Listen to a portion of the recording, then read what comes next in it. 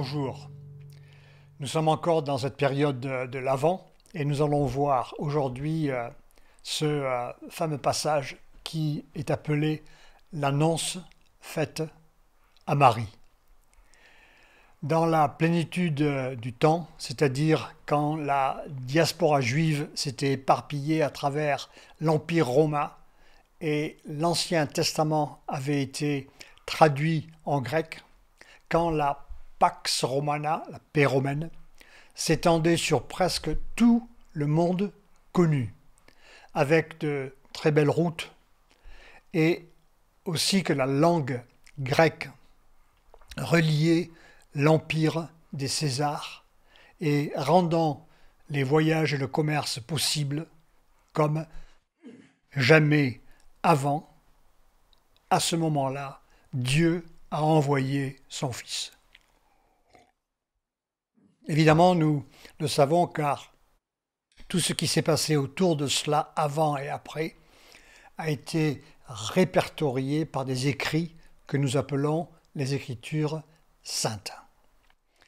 Nous regardons notamment cet événement dans l'Évangile selon saint Luc, chapitre 1, verset 26, que je vous lis.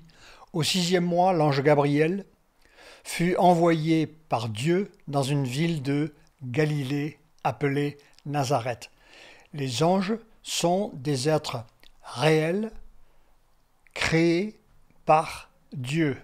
Ils n'ont pas de corps, malgré qu'ils peuvent et ils se sont manifestés sous une forme humaine dans le temps.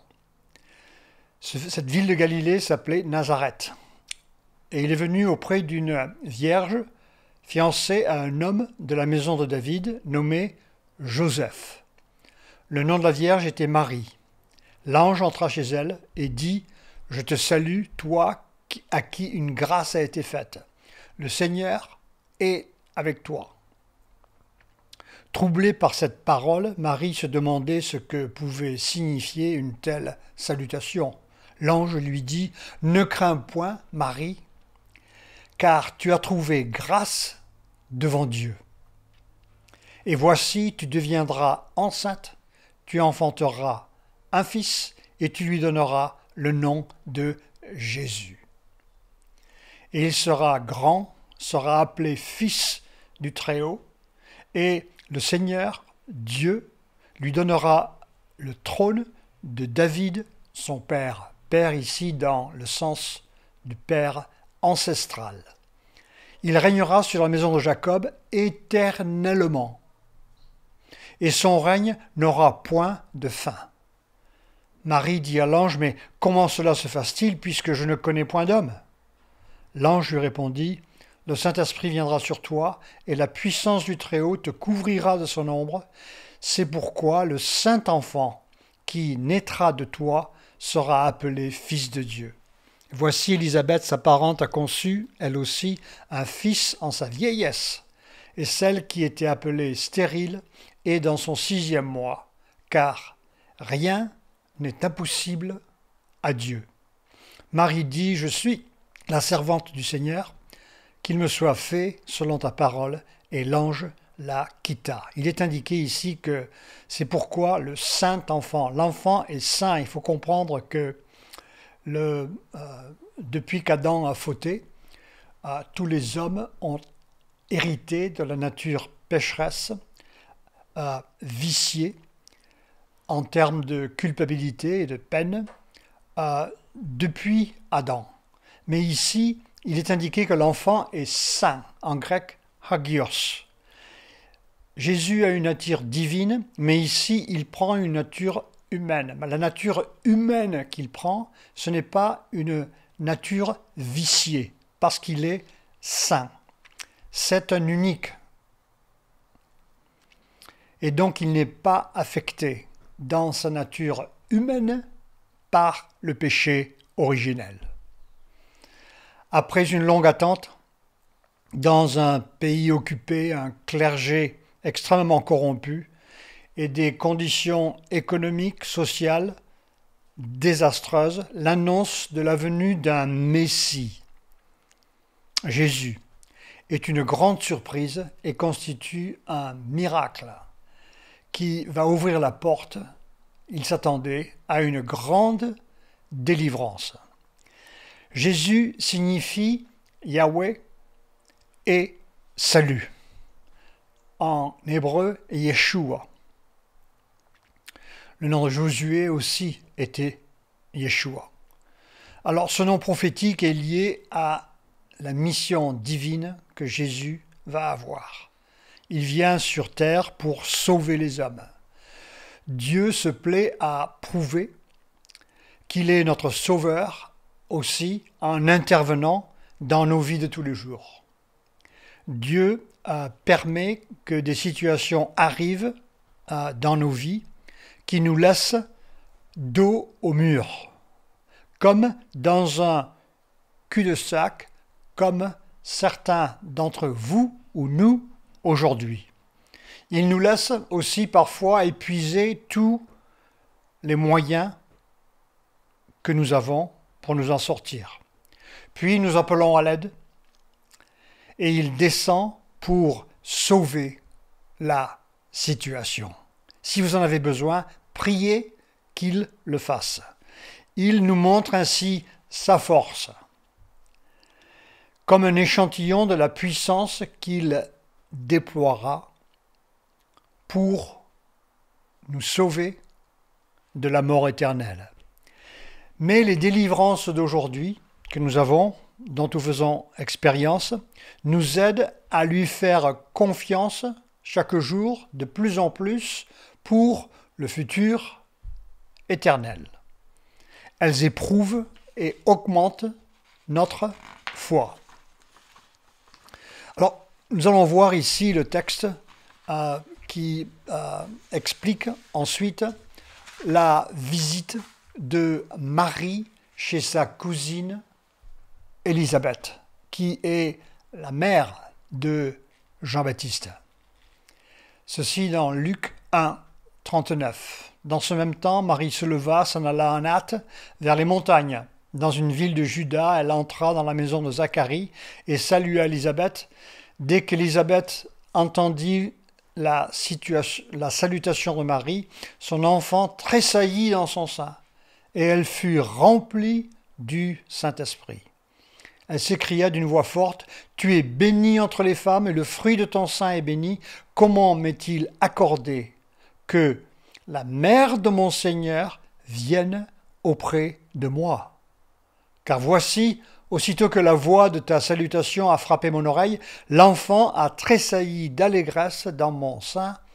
Heureuse celle qui a cru, parce que les choses qui lui ont été dites de la part du Seigneur auront leur accomplissement. » Il est intéressant de voir qu'ici,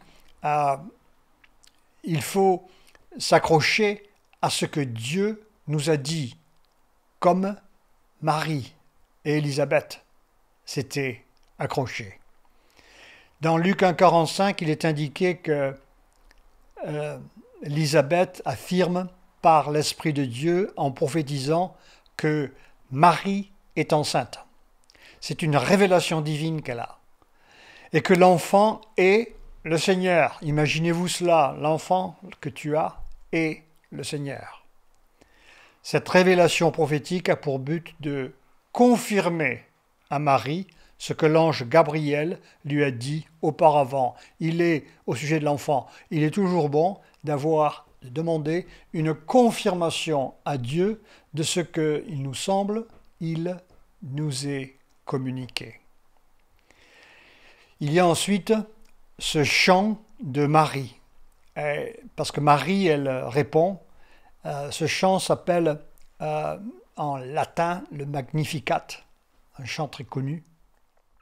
Marie dit « Mon âme exalte le Seigneur, mon esprit se réjouit en Dieu, mon Sauveur, parce qu'il a jeté les yeux sur la bassesse de sa servante.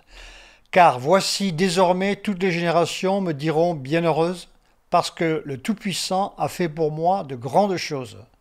Son nom est saint, et sa miséricorde s'étend d'âge en âge sur ceux qui le craignent. Il a déployé la force de son bras, il a dispersé ceux qui avaient dans le cœur des pensées orgueilleuses. Il a renversé les puissants de leur trône.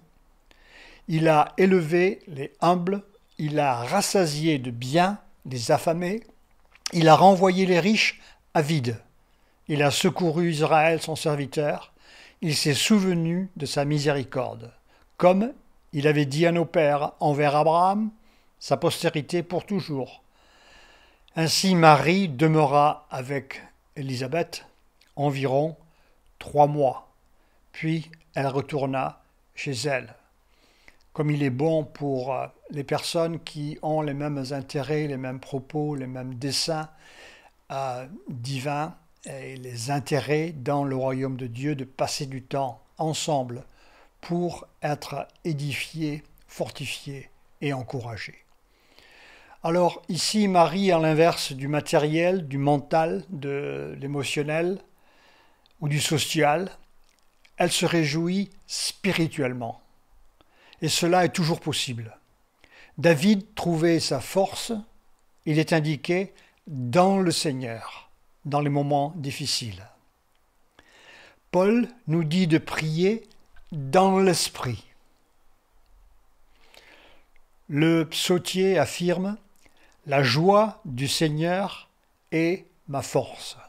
Si nous sommes ignorants de cette recherche de Dieu, pour avoir une paix et une joie spirituelle, nous serons toujours embrigadés par les circonstances de la vie matérielle et ne trouverons pas la joie que le Seigneur souhaite que nous ayons. Marie affirme que son esprit se réjouit en Dieu. Marie indique « mon Sauveur ». Ensuite, Marie est une personne humble, comme indiqué par les termes « la bassesse de sa servante, élever les humbles, ceux qui le craignent ». Il est indiqué que Dieu vient nous sauver, car en fait, nos péchés nous ont rendus coupables de condamnation. Il faut comprendre que l'un va avec l'autre, ils sont inséparables. Le salaire du péché, c'est la mort. Mais la croyance en Jésus nous donne la vie éternelle. Et cela est un don gratuit. Alors ainsi, Marie, dans son humilité, reconnaît qu'elle a besoin d'un sauveur elle-même. Parce qu'évidemment, il est sous-entendu qu'elle a péché aussi. Elle admet son besoin d'être sauvée, car elle dit « Dieu, mon sauveur ». Elle est un exemple pour nous. Elle dit « Tu nourris de bien les affamés, ceux qui ont soif de la parole ». Cette expression fait allusion à la manne donnée au peuple affamé dans le désert. Cette manne est spirituelle. Aujourd'hui, et pour Marie, elle satisfait l'âme. L'homme ne vit pas de pain seulement, mais de chaque parole qui vient de la bouche de Dieu. Abraham, Jacob et David sont mentionnés pour être certains d'identifier le lien ancestral qu'ils ont avec Jésus.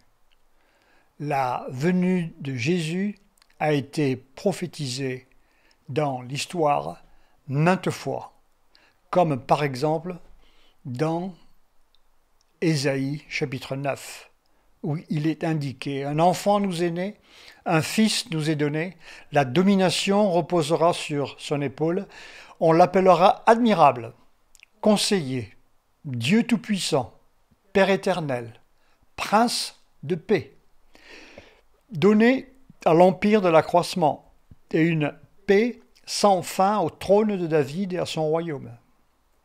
L'affermir et le soutenir par le droit et par la justice. dès maintenant et à toujours. Voilà ce que fera le zèle de l'Éternel des armées. Dieu déploie la force de son bras. J'aime bien serrer la main de certaines personnes qui sont très fortes pour voir quelle est la force qu'ils ont. Et j'avais assis à côté de moi un pilier, un rugbyman du Biarritz Olympique. J'étais à Biarritz et c'était un garçon qui venait des îles.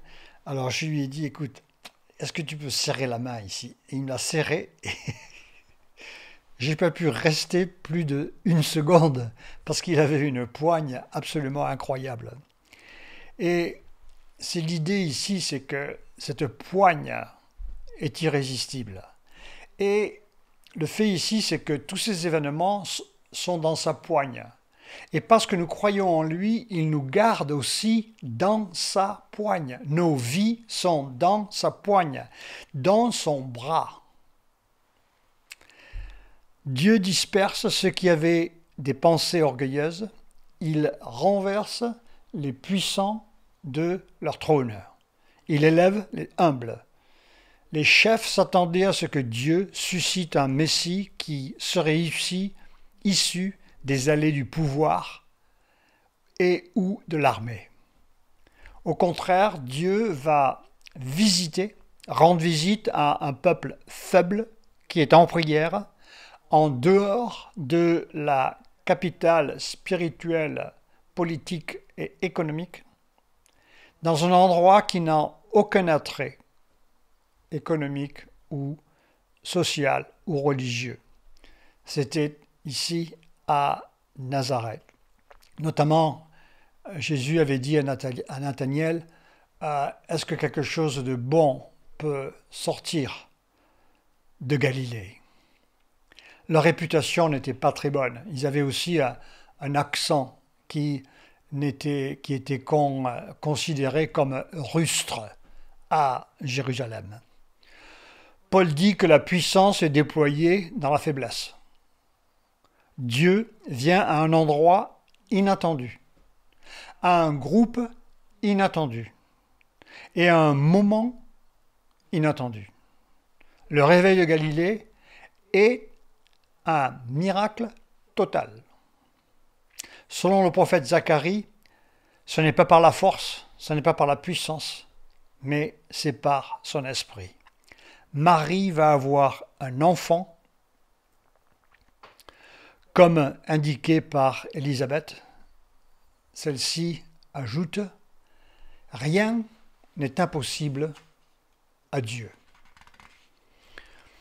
Alors nous avons vu dans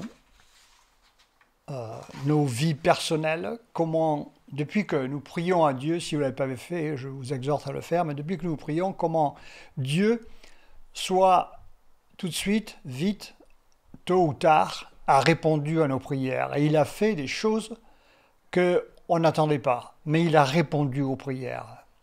Et ici, je voudrais citer plusieurs exemples de l'Ancien Testament. Nous voyons comment Joseph a été vendu à des marchands, puis envoyé en Égypte. Et quand il travaillait pour en garde du roi, il a été faussement accusé par Potiphar et il a été mis en prison. Et après qu'il a été mis en prison, Joseph, en priant, a été élevé, après avoir interprété certains songes, il a été élevé à devenir premier ministre d'Égypte. Il est allé du trou à Matignon. Moïse aussi, il a été appelé quand il était dans les montagnes en dehors d'Égypte et Dieu l'a appelé à non seulement délivrer le peuple d'Égypte par des grands signes et des prodiges, mais aussi à mettre son bâton pour ouvrir la mer Rouge, une chose que Dieu a faite à sa demande. Josué, quand il est venu au Jourdain pour rentrer dans la terre promise, le Jourdain, par miracle, s'est desséché. Ensuite, les murs de Jéricho, après qu'ils aient fait 7 fois le tour, ils sont tombés. Gédéon avait, avec des cruches et des flambeaux, il n'était que 300 contre une très grande armée. Ils avaient entouré cette armée dans les montagnes et ils avaient donné l'impression d'être beaucoup et Gédéon avait obtenu une grande victoire par la sagesse et l'esprit de Dieu. Ruth était une immigrante qui était revenue après que Naomi, sa maîtresse, l'avait ramenée. Et elle était extrêmement humble et elle priait et il s'est trouvé que le prince de Boaz l'a demandé en mariage. Un miracle, une délivrance pour elle. Le prophète Élie avait relevé de la mort le fils de la veuve de Sarepta. Le temple de Jérusalem, alors qu'il était en ruine, a été rebâti avec et par le décret de Cyrus de Médio-Perse. Il faut dire que c'était un miracle et qui avait été prophétisé par Ésaïe. Ensuite, on voit quand Jésus vient en Palestine plus tard que nombre de miracles prennent place, des milliers de gens recouvrent la vue, sont guéris, des paralytiques marchent, des aveugles voient, des morts sont ressuscités, des lépreux sont guéris. C'est un miracle.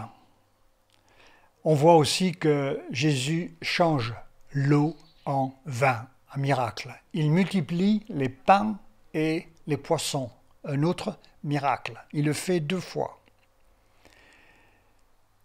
Et lui-même, il est persécuté pour avoir dit la vérité, mais annoncé fidèlement la parole. Et ensuite, il est cloué à une croix par des mains impies, alors qu'ils essayaient de le faire avec haine de toute leur force.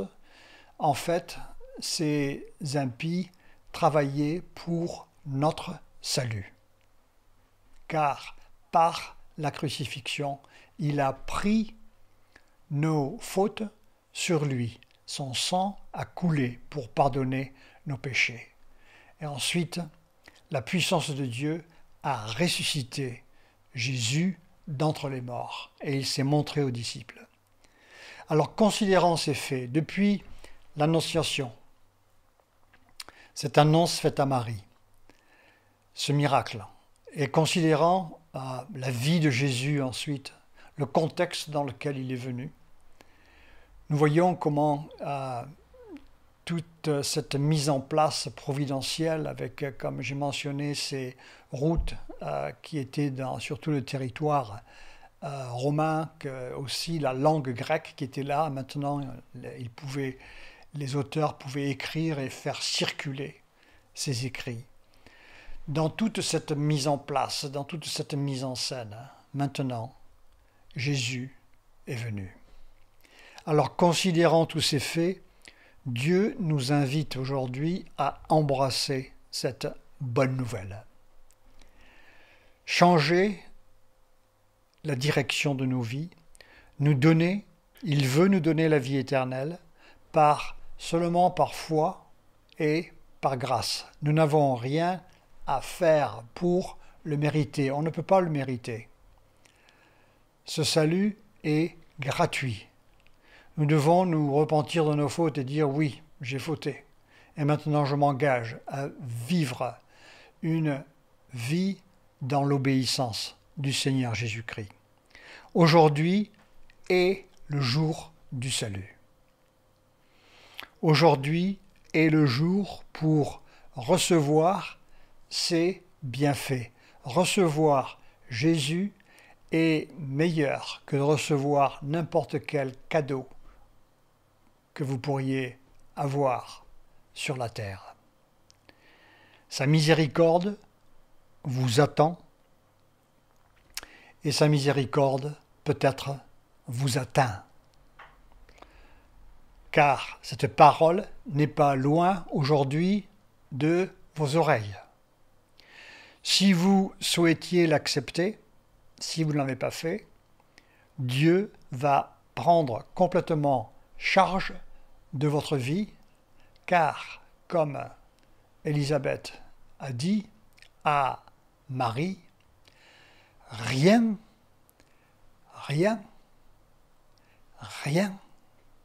n'est impossible